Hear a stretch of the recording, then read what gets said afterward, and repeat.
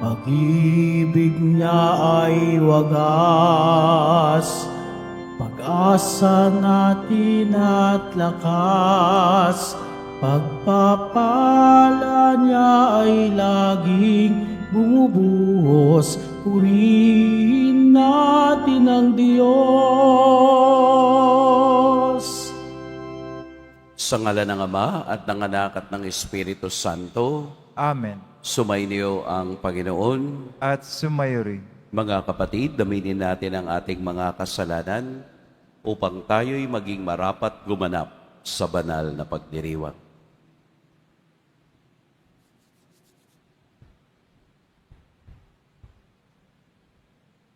Tayo pong lahat, inaamin ko sa makapangyarihang Diyos at sa inyo mga kapatid, talaba akong nagkasala sa isip, salita at sa gawa at sa aking pagkukulang.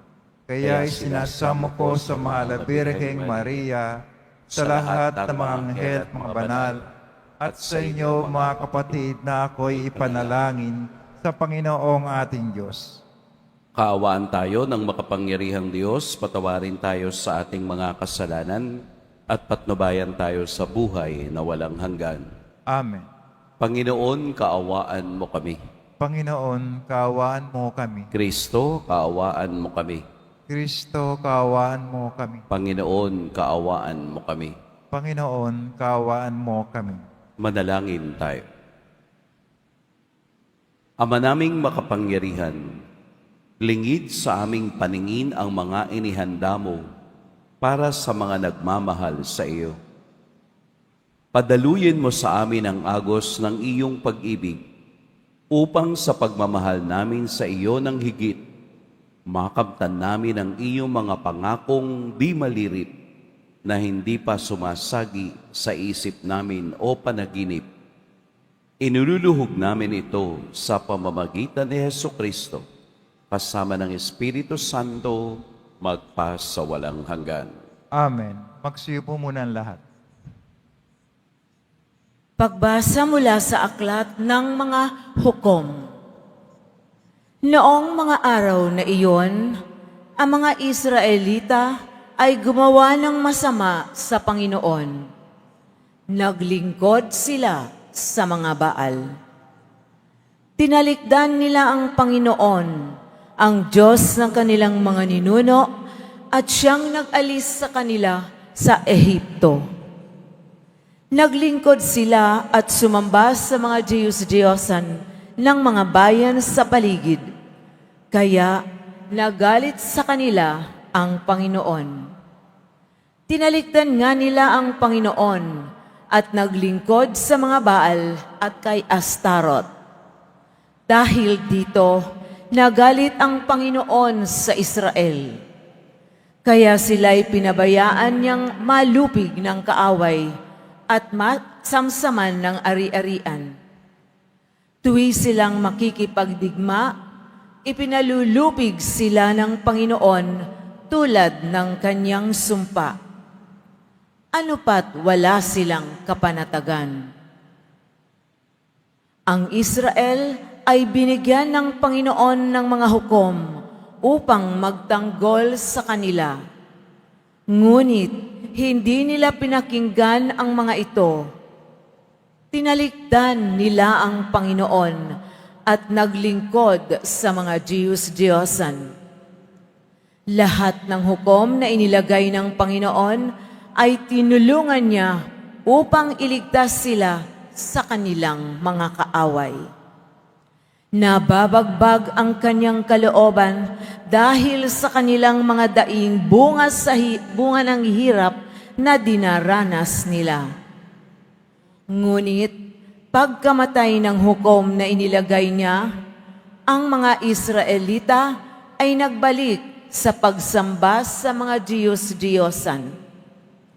Higit pa sa kasamaan ng kanilang mga ninuno ang kanilang ginagawa. Hindi nila maiwan ang kanilang kasamaan.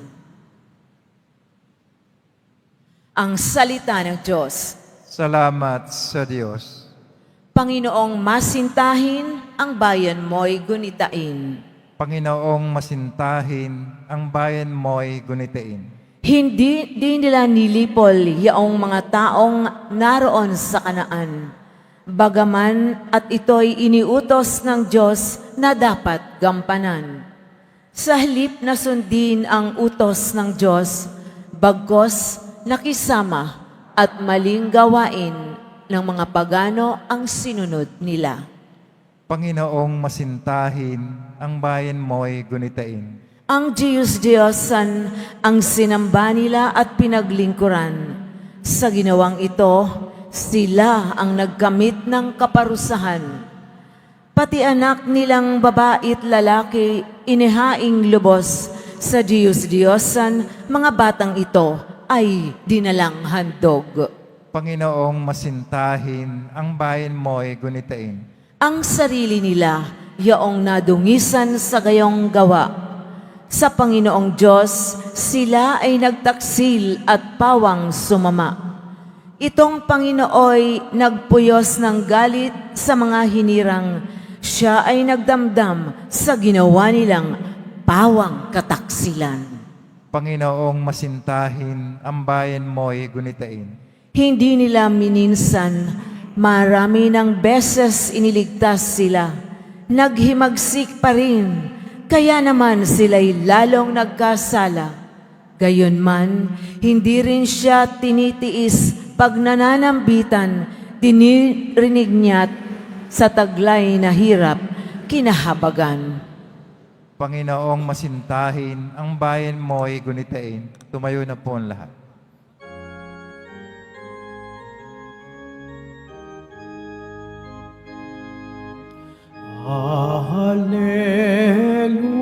Hallelujah, Hallelujah, Hallelujah,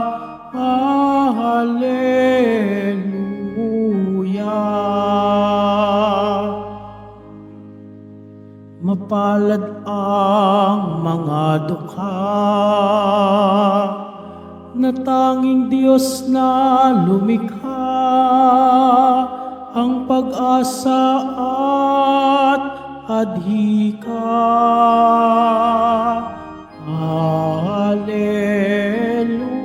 Hallelujah, Hallelujah,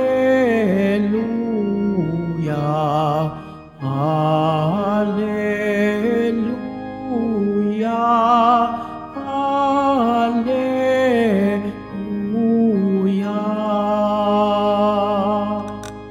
Sumainyo ang Panginoon. At sumayo rin. Ang mabuting balita ng Panginoon ayon kay San Mateo. Papuri sa iyo, Panginoon. Noong panahong iyon, may isang lalaking lumapit kay Jesus at nagtanong, Guro, ano pong kabutihan ang kailangan kong gawin upang magkamit ng buhay na walang hanggan? Sumagot si Jesus, Bakit mo ako tinatanong kung ano ang mabuti? Iisa lamang ang mabuti. Kung ibig mong magkamit ng buhay, sundin mo ang mga utos. Alin-alin po? Tanong niya.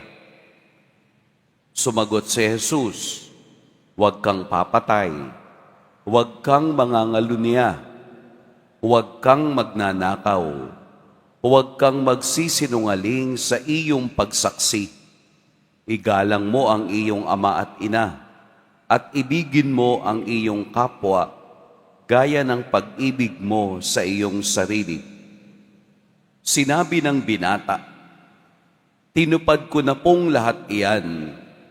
Ano pa po ang dapat kong gawin? Kung ibig mong maging ganap, humayo ka. Ipagbili mo ang iyong ari-arian at ipamahagi sa mga dukha ang pinagbilhan. Kapag ginawa mo iyan, magkakaroon ka ng kayamanan sa langit. Pagkatapos, bumalik ka at sumunod sa akin.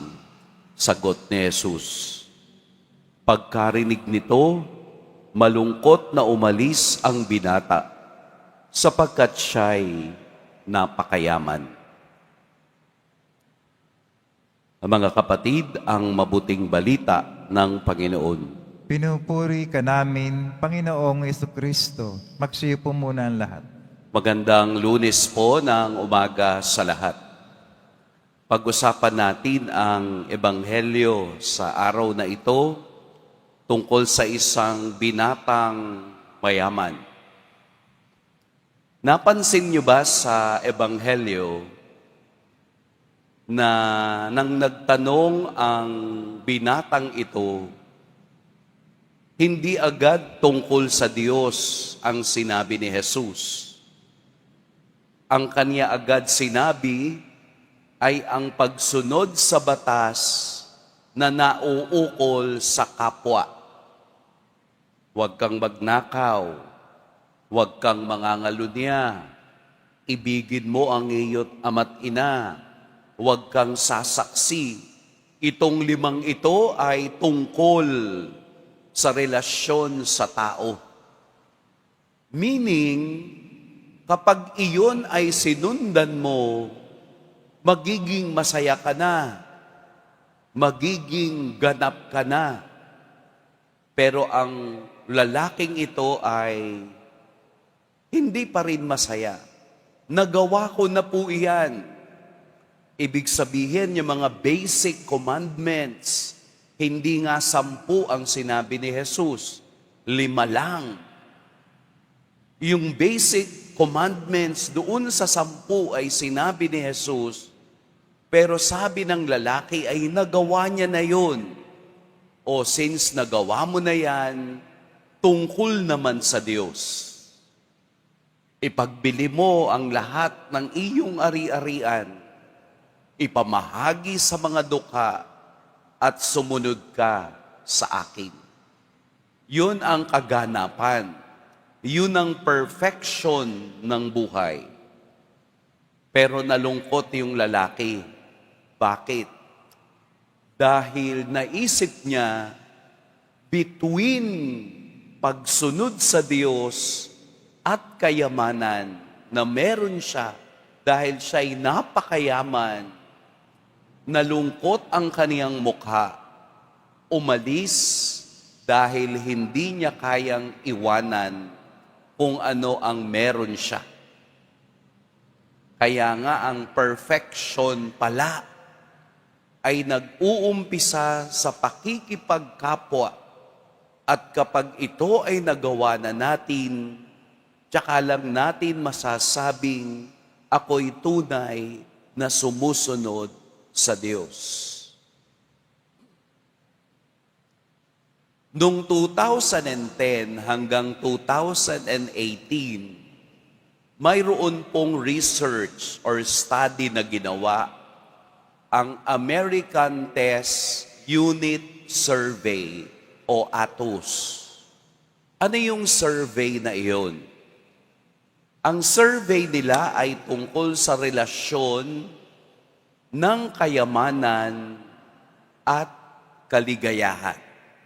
Mayroon bang ugnayan ang kayamanan sa happiness ng tao? Sa tagal ng kanilang pag-aaral, nagkaroon sila ng findings sa 15 years old pataas. Tiningnan nila ang correlation. Tiningnan nila ang magkaugnay ba talaga na ang taong mayaman o mayroon sa buhay ay ang mga tao ring palaging masasaya. Di ba nakikita natin, parang kapag maraming pera, masaya ang tao. Di po ba, no? Pag walang pera, mainit ang ulo ng tao. Nagkakasakit. Anong sakit ng taong walang pera? Peratis. No? Nagkakaroon ng connection. Sa tagal ng kanilang survey at research, lumabas yung resulta na wala palang koneksyon ang kayamanan sa kaligayahan ng tao. Hindi pala kaganapan ang yaman kung anong kaligayahang nararamdaman ng tao. Bakit kaya? Kasi daw yung mayayaman, ayon sa survey, hindi pala sanay ng mawalan. Hindi katulad ng wala, sanay na ng mawalan. Sanay na pag-eksakto ang kanilang pera, sapat na yun sa kanila. Unlike daw yung mayaman na mayroon na gusto pang magkamal ng mas maraming yaman. Nangangahulugan dun sa kanilang survey, lumalabas na ang depression, alam nyo yung depression, ay hindi lamang nararanasan ng mahihirap, mas lalong nararanasan ng mga taong mayayaman. Yun bang mayaman na, bakit nadidepress pa? Yung bang mayaman na, bakit nagsisuicide pa? Yun bang mayaman na, bakit hindi nila maramdaman yung happiness na hinahanap nila? Kasi ayon sa Ebanghelyo, for you, one thing is lacking. May isang kulang sa'yo, kaya ikaw ay malungkot. Ano yun? Huwag kang magpaalipin sa yaman na meron ka. Sa Ebanghelyo, makita natin yung lalaking ito, mayaman, bata. Biro mo, bata pa, mayaman na. Ibig sabihin, pangatlo, kasabay ng pagiging bata, ang kaniyang pagiging malakas. Naroon na yung characteristic sa kaniya. Pero ayaw niya tong gamitin for the greater glory of God. Ginagamit niya ito sa kaniyang sariling motivation to become happy. Ibig sabihin po, happiness is not external. Happiness is internal. Ang kaligayahan ay pangloob, hindi ito nakikita sa panglabas. Bakit? Kasi pwede kang makitang nakangiti, pero deep inside, you are hurt by many things in life. Pwede kang makitang maganda ang iyong kasuotan, pero hindi nito matatakpan ang katotohanan ng kaligayahan ng buhay. Hindi lahat ng maganda ang postura ay masaya. Maraming nagtatakip nito para lamang ipakitang sila'y masaya. Happiness is always internal. Hindi mababago ng mga gamit ng mundo ang kasiyahan ng tao. Pwedeng nasa iyo na ang lahat, pero bakit hindi ka pa rin masaya? Pero yung mga taong salat, bakit kaya nilang ngumiti sa maliliit na bagay? Bakit po?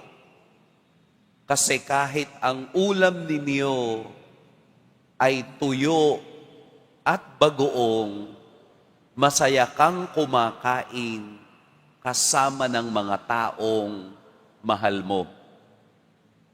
Pero kahit na ang ihain sa iyo ay lechon, hamon, at kung ano-ano pang masasarap, pero wala kang pagmamahal, hindi mo mararamdaman ang kaligayahan.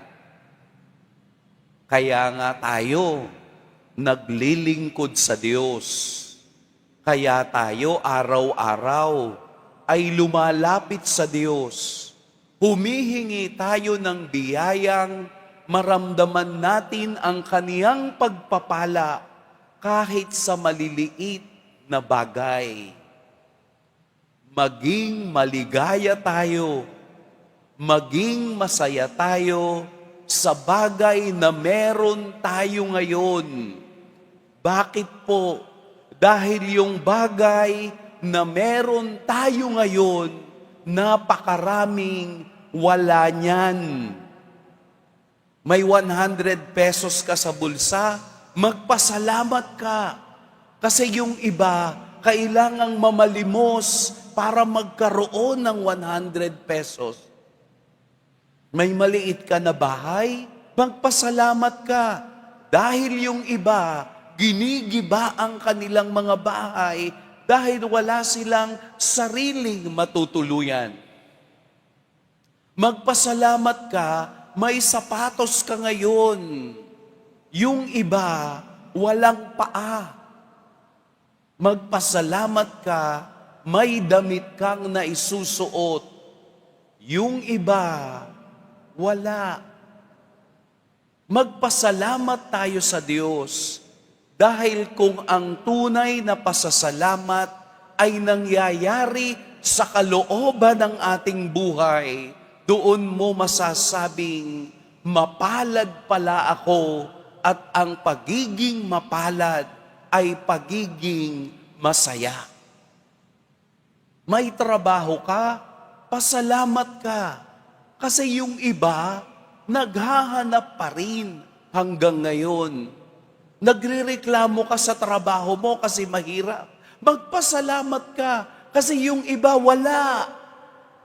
Di po ba? Tignan natin yung biyaya ng Diyos. Tignan natin yung kalakasang ibinibigay ng Diyos sa ating lahat. Tignan natin yung kaligayahang idinudulot ng maliliit na bagay. Huwag tayong tumingin sa mataas. Huwag tayong tumingin sa malayo. Tumingin tayo sa malapit na bagay upang makita natin ang kahalagahan ng pagbibiyaya ng Diyos sa atin. Sapagkat ang tunay na kaligayahan ay nararamdaman ng tunay na pusong nagmamahal sa Diyos. Maaaring humihiga ka sa malalambot na kama, pero sa iyong paghiga, bakit hindi ka pa rin masaya? Something is wrong. Kaya nga nagpapasalamat tayo sa Diyos. Nagpapasalamat tayo sa araw-araw ng ating buhay na sa kabila ng mga bagay na ito na tayo'y kinukulang, tayo pa rin ay umaasa sa biyaya ng Diyos sa araw-araw. Nangangahulugang siya talaga ang ating Diyos at hindi ang kayamanan. Hindi mabibili ng kayamanan ang kaligtasan. Kung hindi ang kaligtasan ay iginagawad sa taong pabalik-balik na humihingi ng kapatawaran at humihingi ng biyaya ng Diyos araw-araw. Dahil alam nating kung wala ang Diyos, wala tayong magagawa. At ito ang naging resulta ng survey ng atos. Yun palang kaligayahan ay nandoon sa kanilang pang-araw-araw na karanasan na mayroon silang sinasandigan.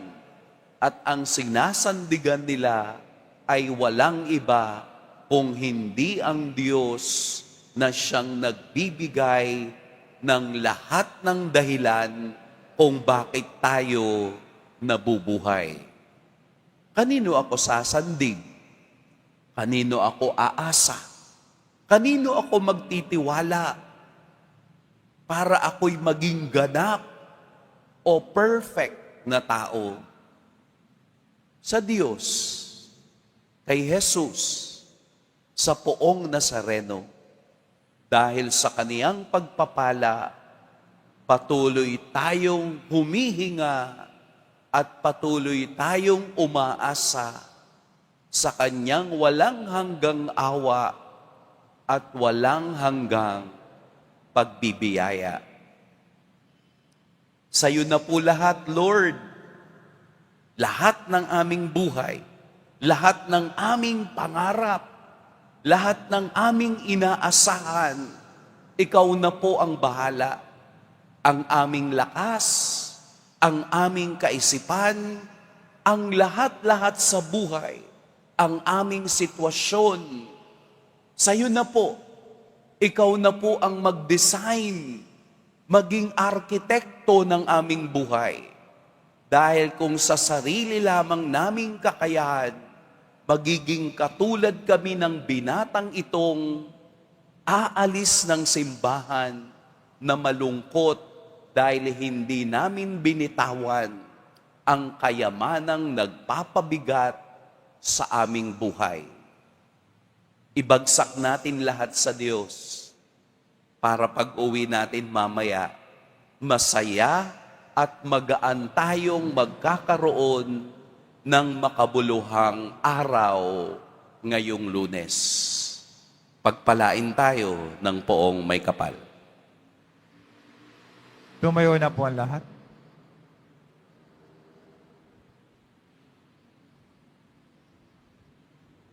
Minamahal kong mga kapatid, hinahamon tayo ni Hesukristo na ipagpalit ang mga material na kayamanan ng mundong ito sa kaniyang walang hanggang karunungan.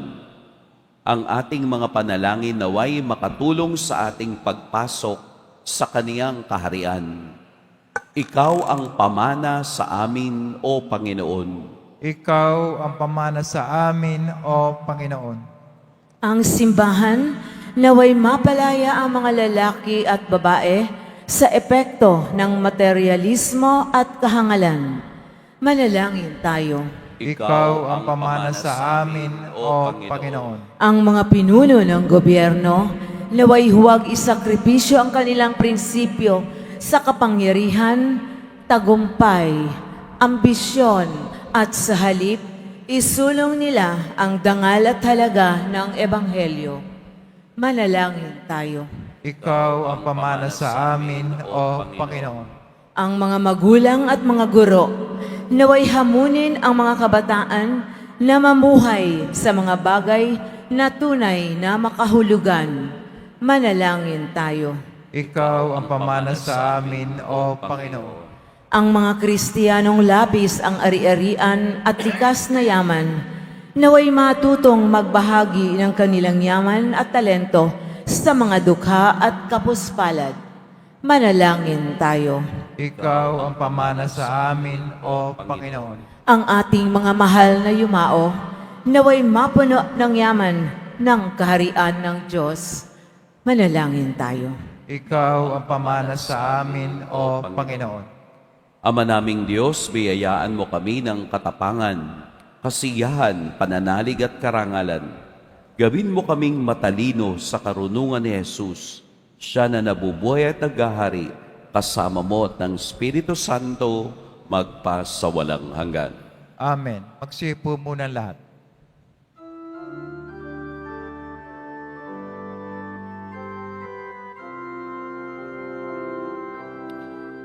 Tanggapin ninyo, O Diyos naming Ama.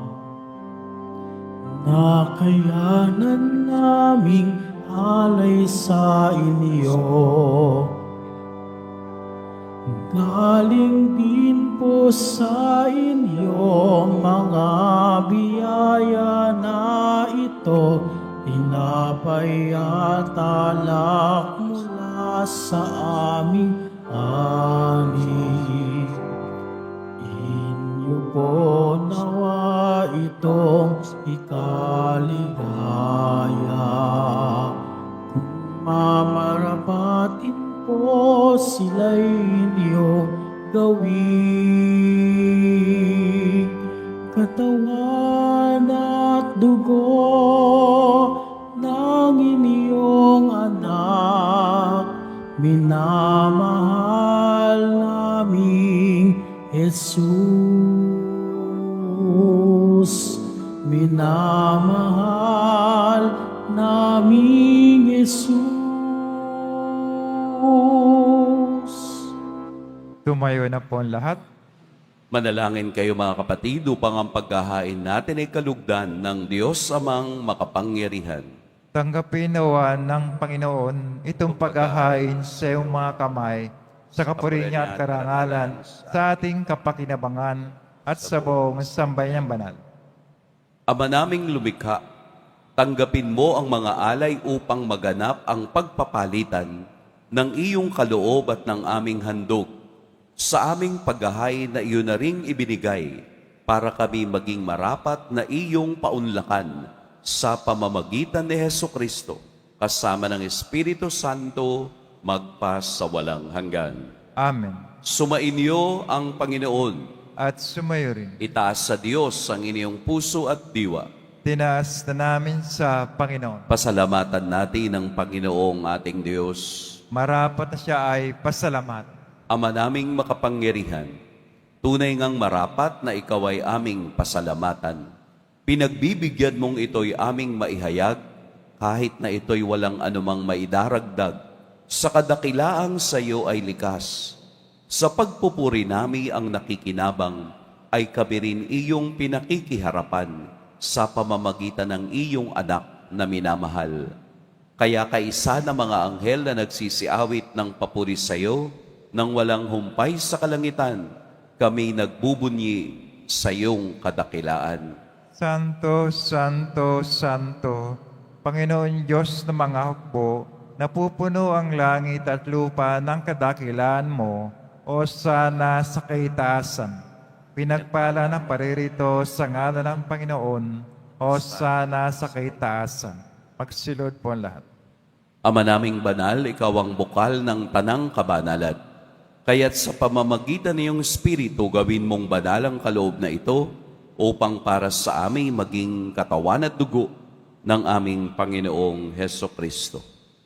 Bago niya pinagtiis ang kusang loob na maging handog, hinawakan niyang tinapay, pinasalamatan kaniya, pinaghati-hati niya iyon, iniabot sa kaniyang mga alagad at sinabi, "Tanggapin ninyong lahat ito at kanin. Ito ang aking katawan na ihahandog para sa inyo."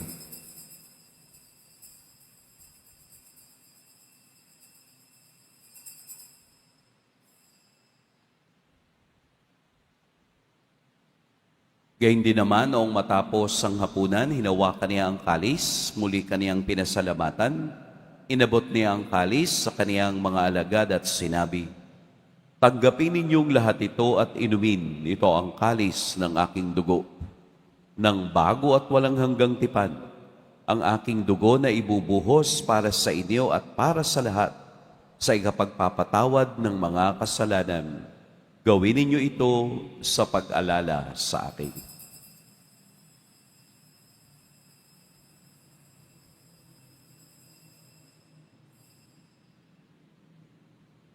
Tumayo na po ang lahat. Ipagbunyi natin ang misteryo ng pananampalataya. Si Kristo'y namatay, si Kristo'y nabuhay, si Kristo'y babalik sa wakas ng panahon. Ama, ginagawa namin ngayon ang pag-alala sa pagkamatay at muling pagkabuhay ng iyong anak. Kaya't inaalay namin sa iyo ang tinapay na nagbibigay buhay at ang kalis na nagkakaloob ng kaligtasan. Kami nagpapasalamat dahil kami iyong minarapat na tumayo sa harap mo para maglingkod sa iyo. Isinasamo namin kaming magsasalo-salo sa katawan at dugo ni Kristo ay mabuklod sa pagkakaisa sa pamamagitan ng Espiritu Santo. Ama, lingapin mo ang iyong simbahang laganap sa buong daigdig. Puspusin mo kami sa pag-ibig, kaisa ni Leon na aming Papa, at ni Jose na aming obispo at ng tanang kaparian. Alalahanin mo rin ang mga kapatid naming nahimlay nang may pag-asang sila'y muling mabubuhay, gayon din ang lahat ng mga pumanaw. Kaawaan mo sila at patuloyin sa iyong kaliwanagan. Kaawaan mo at pagindapating kaming lahat na makasalo sa iyong buhay na walang wakas. Kaisa ng mahal na Birheng Maria na ina ng Diyos, ng kabiyak ng puso niyang si San Jose, kaisa ng mga apostol ni San Juan Bautista, at ng lahat ng mga banal na namuhay dito sa daigdig ng kalugod-lugod sa iyo, maipagdiwang nawa namin ang pagpupuri sa ikararangal mo sa pamamagitan ng iyong anak na aming Panginoong Heso Kristo. Sa pamamagitan ni Kristo, kasama niya at sa Kanya, ang lahat ng parangal at papuri sa iyo, Diyos Amang makapangyarihan, kasama ng Espiritu Santo, magpa sa walang hanggan. Amen.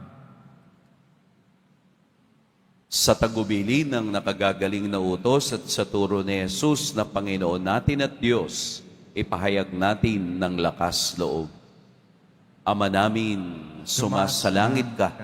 Sambahin ang ngalan mo, mapasa amin ang kaharian mo, sundin ang loob mo dito sa lupa para nang sa langit. Bigyan mo kami ngayon ng aming kakanin sa araw-araw at patawarin kami sa aming mga sala para nang pagkapatawad namin sa nagkakasala sa amin. At huwag mo kami pahintulot sa tukso at tadya mo kami sa lahat ng masama. Hinihiling namin kami iadya sa lahat ng masama.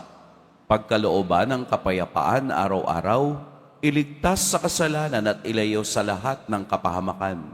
Samantalang aming pinananabikan ang dakilang araw ng pagpapahayag ng tagapagligtas naming si Heso Kristo.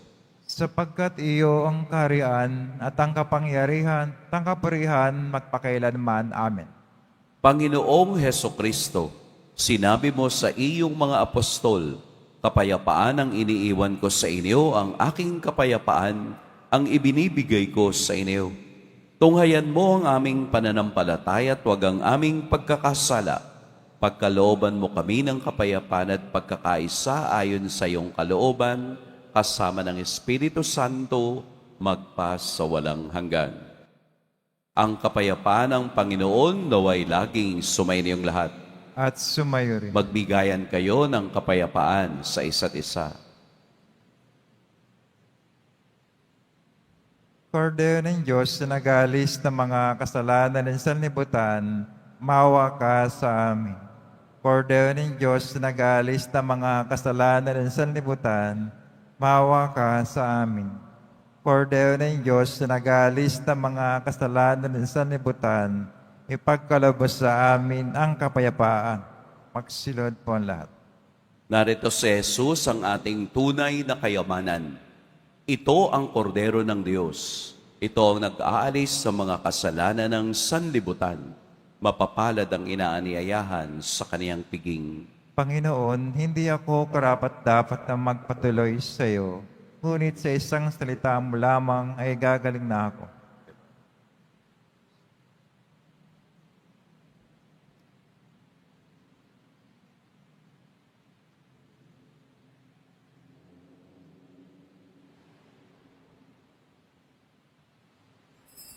Para sa lahat ng tatanggap ng banal na komunyon, sasagot po tayo ng Amen.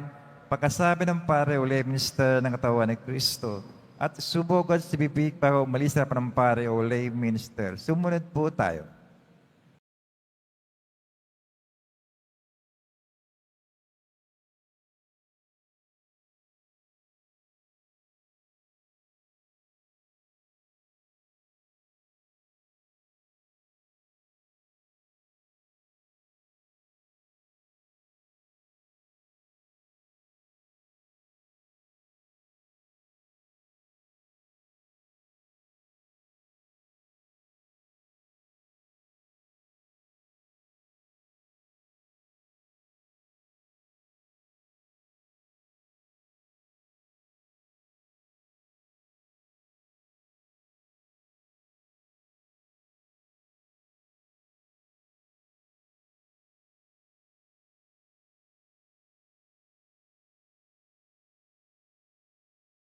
Tumayo na po ang lahat.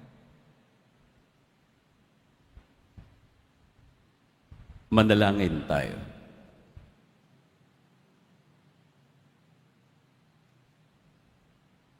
Ama naming mapagmahal, sa banal na pakikinabang, si Kristo ay aming pinagsaluhan. Hinihiling namin kami maging katulad niya sa langit, pakundangan sa kaniyang pagiging aming kapares, bilang tagapamagitan, kasama ng Espiritu Santo, magpa sa walang hanggan. Amen. Sumainyo ang Panginoon. At sumayo rin. Yumuko kayo para sa pagbabasbas. Mahal na Poong Jesus Nazareno, inihayag mo sa pamamagitan ng krus ang walang maliw na pag-ibig ng Diyos sa sangkatauhan. Pakinggan mo po ang kahilingan lalo na para sa mga nangangailangan ng iyong tulong at awa. Makamtan nawa namin ang iyong kasagutan na may utang na loob na tinatanaw. Basbasan din po ninyo itong mga imahen at dasalan upang lalo kaming manalangin at magtiwala. Sa pamamagitan ng bendisyon na ito, naway lalo kaming maging mapaglingkod, masunurin at tapat sa iyo na aming maluwalhating Panginoon magpa sa walang hanggan. Amen. At pagpalain kayo ng makapangyarihan at mapagmahal na Diyos, ang Ama at Anak at Espiritu Santo. Amen. Humayo kayong paglayang kapayapaan ng Poong Jesus Nazareno. Salamat sa Diyos.